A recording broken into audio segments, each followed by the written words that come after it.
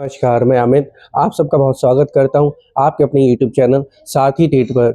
दोस्तों, मेरी ये वीडियो जो है वो फुली एक एजुकेशन पर्पस से है। मैं किसी भी तरह की कोई बाय और सेल की रिकमेंडेशन नहीं करता हूं। तो आज की जो वीडियो हमारी ये है, जो लास्ट वीक की जो हमारी क्लोजिंग हुई है उसके ऊपर है।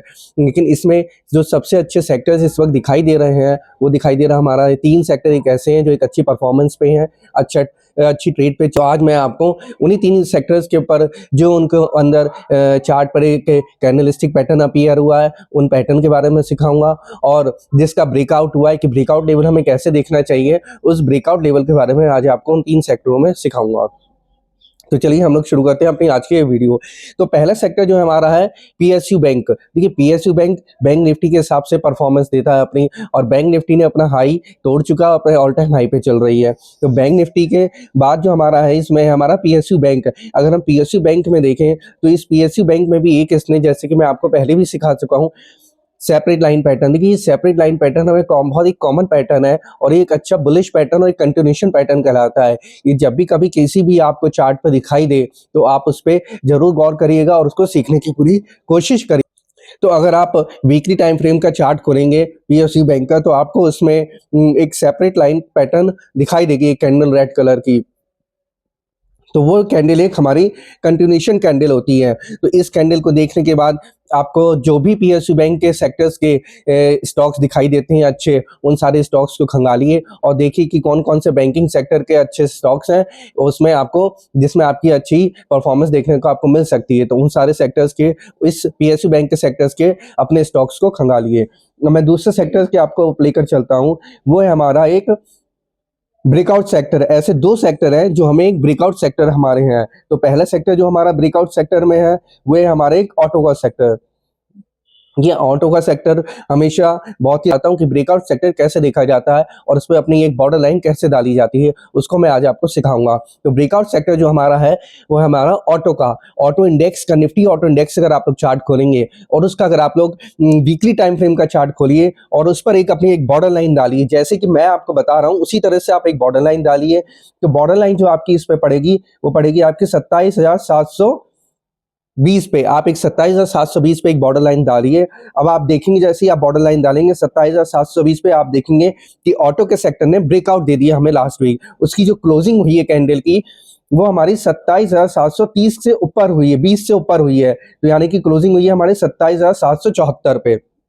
इसका मतलब ये होता है जब भी किसी कैंडल की ऊपर क्लोजिंग होती है तो उसका मतलब ये होता है कि हमारा ये ब्रेकआउट दे चुका है पूरा रेजिस्टेंस पार करके, और इस हफ्ते इसने पूरी एक मजबूती से अपने आप को बरकरार रखा इस रेजिस्टेंस के ऊपर, यहाँ पे ये टिका रहा।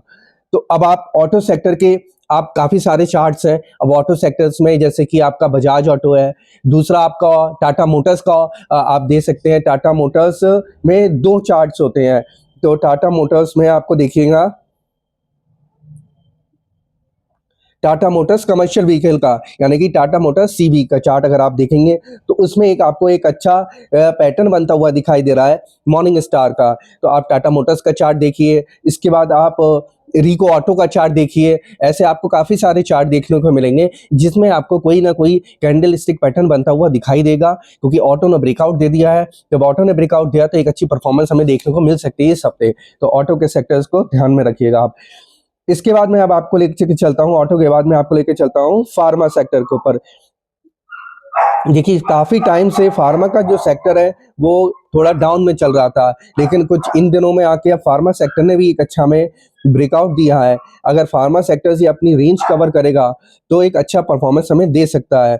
तो फार्मा सेक्टर्स के आप वीकली टाइम फ्रेम का चार्ट खोलिए और इस सेक्टर्स पे अगर आप एक ट्रेंड लाइन डालेंगे, देखिए ट्रेंड लाइन डालना भी मैं आपको सिखाऊंगा, लेकिन जो आपको बिल्कुल परफेक्शन तरीके से ट्रेंड लाइन डालना सिखाऊंगा वो मैं आपको अपनी दूसरी वीडियो में सिखाऊंगा। लेकिन मैं एक ट्रेंड लाइन क्या होता है, मतलब एक क्रॉस में होती है वो ट्रेंड लाइन, स्लांटिंग वे में। तो आप अगर ट्रेंड लाइन जानना जानते हैं तो अगर आप डालेंगे ट्रेंड लाइन तो आप देखेंगे कि इसकी जो क्लोजिंग हुई है वो एक अच्छी क्लोजिंग हुई है। तो अगर हम फार्मा सेक्टर के ऊपर बात करें तो फार्मा सेक्टर ने भी एक अच्छा ब्रेकआउट दिया है, लेकिन आपको इस पे ट्रेंड लाइन डालनी पड़ेगी। ट्रेंड लाइन मैं आपको बता चुका हूँ एक स्लांटिंग वे में होती है। अगर आप मंथली टाइम फ्रेम पे ट्रेंड लाइन डालेंगे तो आप लोग आसानी से डाल पाएंगे इस ट्रेंड लाइन को। तो ट्रेंड लाइन अगर आप डालेंगे तो इसमें जो ब्रेकआउट हुआ है ट्रेंड लाइन का वो हुआ है हमारा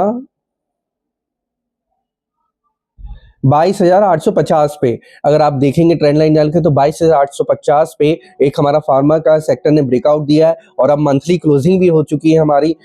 और अब इस टाइम पे जो हमारा ट्रेंड लाइन पार करके ऊपर ही क्लोजिंग दी है हमें इसने, फार्मा के सेक्टर ने, वो दी है हमें 22,990 से ऊपर की क्लोजिंग हमें देखने को मिली है। तो अब आप लोग, ये एक बात और बता दूं कि जब भी ट्रेंड लाइन कोई सेक्टर या हमारा स्टॉक क्रॉस करता है, तो उस ट्रेंड लाइन को बहुत ध्यान रखना चाहिए, उसके ऊपर बहुत अच्छे से सीखना चाहिए कि जब भी ट्रेंड लाइन क्रॉस होती है तो हमें एक अच्छी उसमें बुलिश रन देखने को मिलता है। तो जो भी स्टॉक्स हैं आपके फार्मा के अंदर, फार्मा सेक्टर के अंदर काफ़ी सारे स्टॉक्स हैं, तो आप देख सकते हैं, जैसे कि और फॉर एग्जांपल औरबिंदो फार्मा को आप चेक कर सकते हैं, वो भी एक अच्छा है।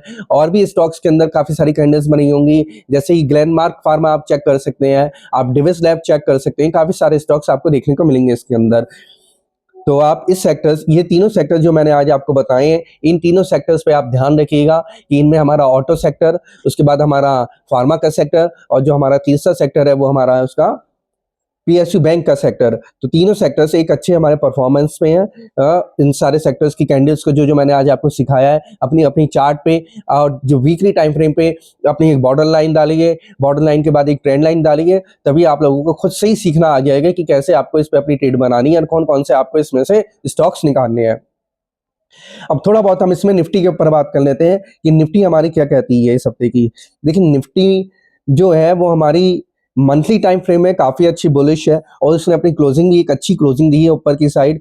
तो निफ्टी में इतना कोई खास इसमें है नहीं, और वैसे ही उसने, मैंने आपको बता चुका हूँ निफ्टी के अंदर कि मंथली टाइम फ्रेम पे वो एक मॉर्निंग स्टार बना के निकली है।